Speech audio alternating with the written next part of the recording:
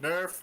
Damn it! One day! I'll get it right one day. But Charles has seen episode 5 of Halo, and I will be jumping on this train very soon. I just got Paramount Plus for myself because I could not watch NCIS with Brittany on YouTube because he needs a subscription service. So I'll be joining in Charles here soon. But for now, Charles, let's hear about the recap of episode 5 of the Halo series on Paramount Plus.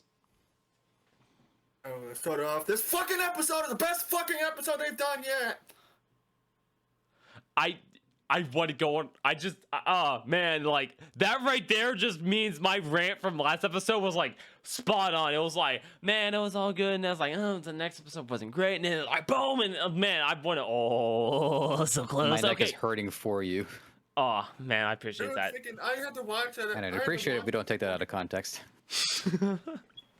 I've been so busy last few days I didn't get to watch till this morning, and I freaking it was worth it because even though I'd seen bits of it from the episode on YouTube and everything, freaking I was glad I got to finally watch it myself because it was worth the fucking wait to finally see it because they finally did something to cover it for the first time since episode 1, and it was fucking epic as hell.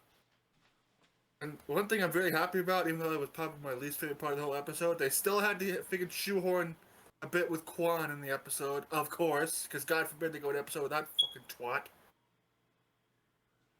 And I swear to God, if she freaking does, but I think they showed her possibly potentially doing freaking killing Soren with his own gun just because freaking she owes him a debt. She still can't seem to get it through her fucking head that whole revolution she's freaking going on and on about is freaking over with. Nobody's gonna freaking like her, even the ones that still freaking defend her for whatever reason. It's like freaking no revolution is ever truly over. There's no freaking revolution when you're the only one that's freaking fighting the damn thing. She's not fair. fucking Master Chief. She can't lone wolf fucking against an entire army. Sure, it's not like Noble Six either. I mean, yeah. Now, just to make sure, is that the blonde hair girl in the previews? No, freaking Quan's the one freaking that's the different haircut. She's the one that's been hanging around Soren since she was left with him. Freaking, I feel bad for Soren and he has to deal with her bullshit. Okay, I wanted to make sure, like, so I keep seeing like little tiny like little tiny things about the show because now I got Paramount Plus. Paramount's like, by the way, I pay $5 a month for this program and I still have ads. Can someone please tell me why that makes sense? I could pay $2 or $5 a month on YouTube, no ads, but Paramount Plus, no. Do you go to a theater? They still have to show you previews. But I like that though. Like I like going to a theater and seeing like little previews and stuff. My freaking plan through Paramount Plus basically has minimal ads on it.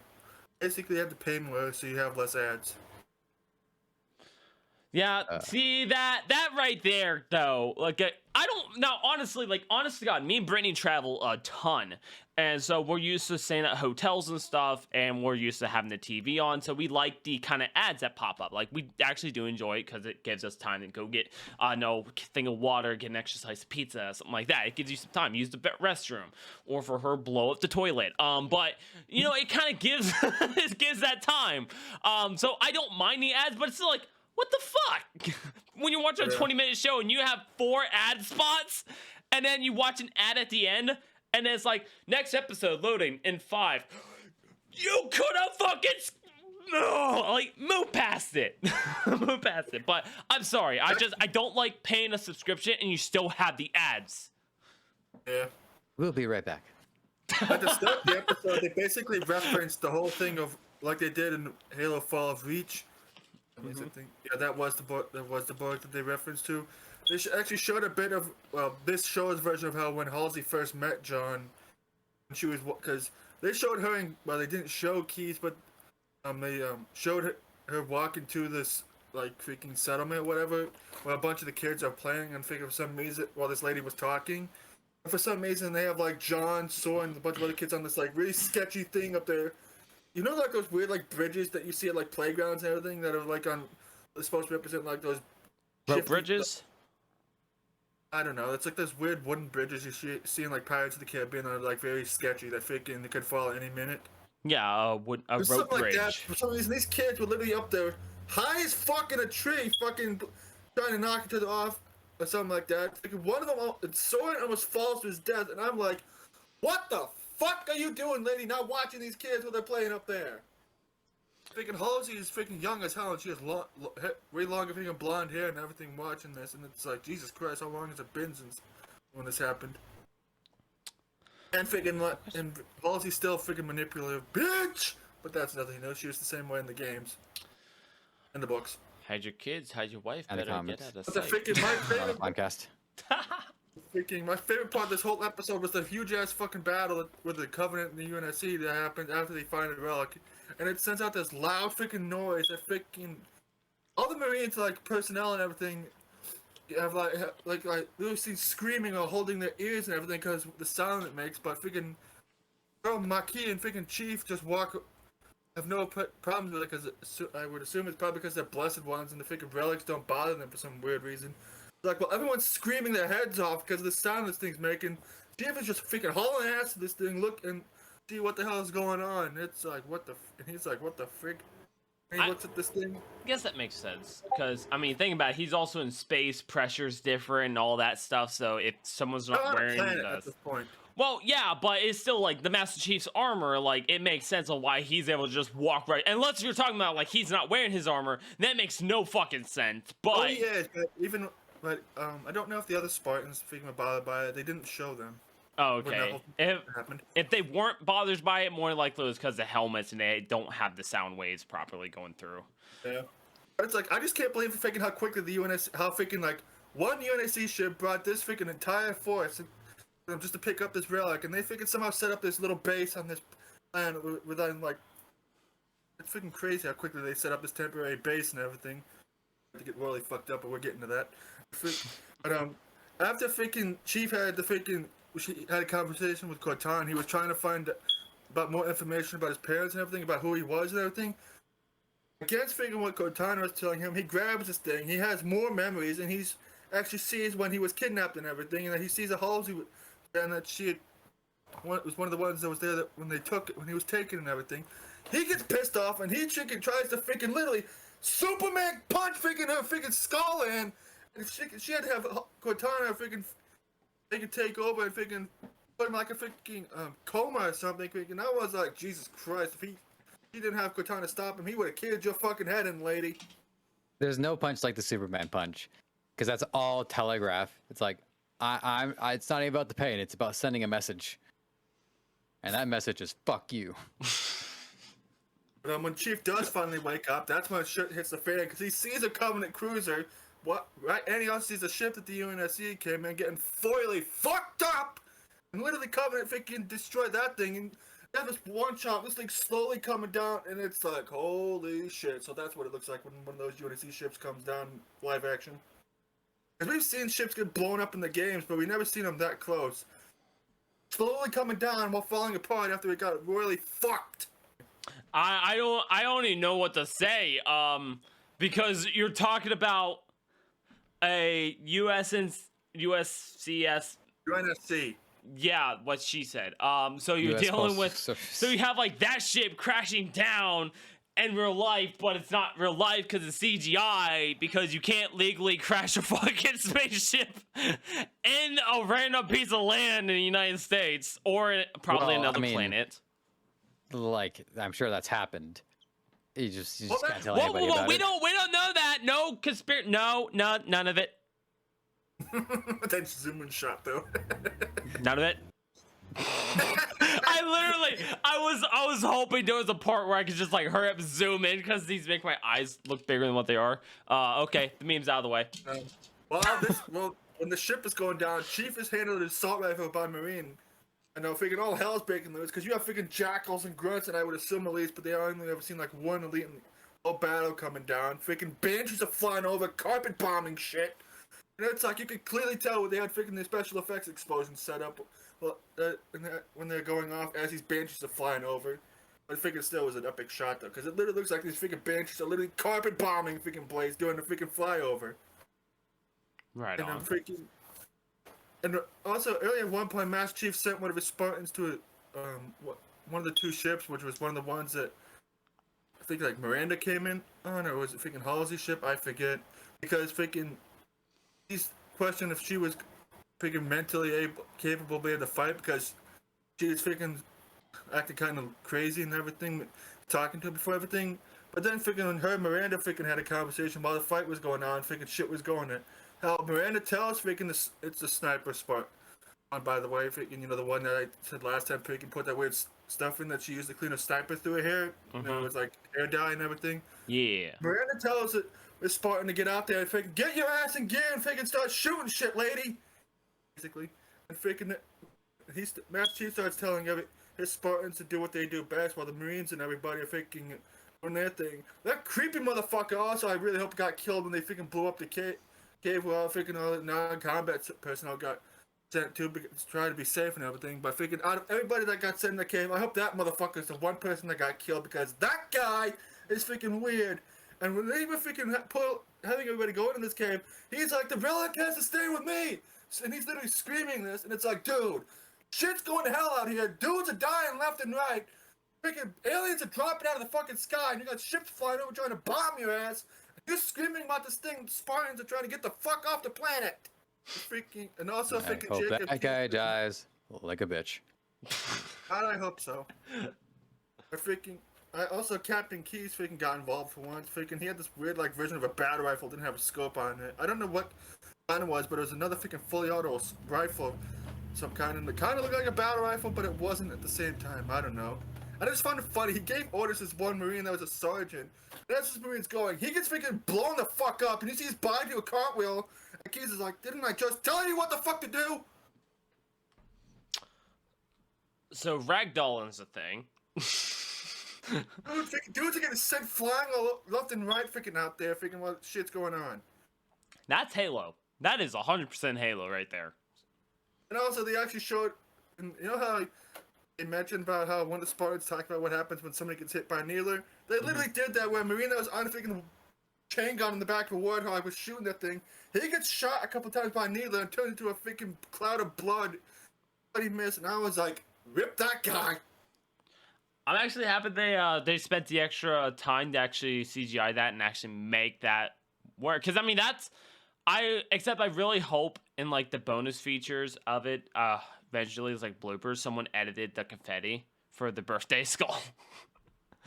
They sit there shooting and just, yay! Also, the Chief at times, if we can, like, this one that uses a sniper, the other ones are just shooting things with their pistols. It's like, don't you guys have primary weapons?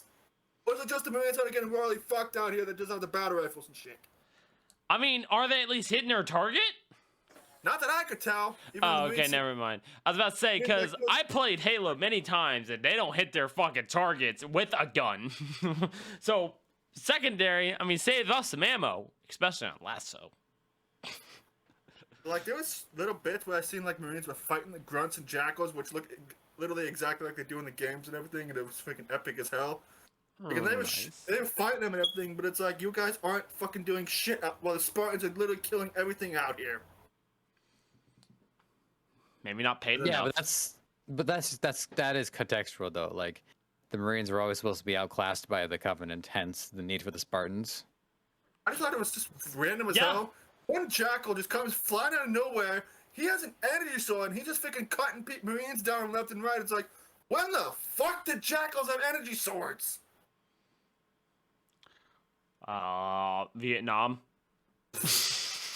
I got nothing else. Like, the sniper Spartan freaking almost gets killed by because she's getting she got shot a couple times and her shields are down because she was like having a PTSD. I would see Marines dying and shit everywhere's around her and everything. Chief freaking decided to ignore Halsey after the one dropship got blown up, so him and the other two Spartans that were on the Warthog were supposed to take the relic to Halsey's ship. Chief was like, fuck that, I'm saving my freaking teammate. He skyjacks a Banshee, shoots the damn thing freaking a couple times somehow with his pistol. I don't know how the fuck that bullets went through the freaking part of the Banshee that usually would open up, and you skyjack that thing.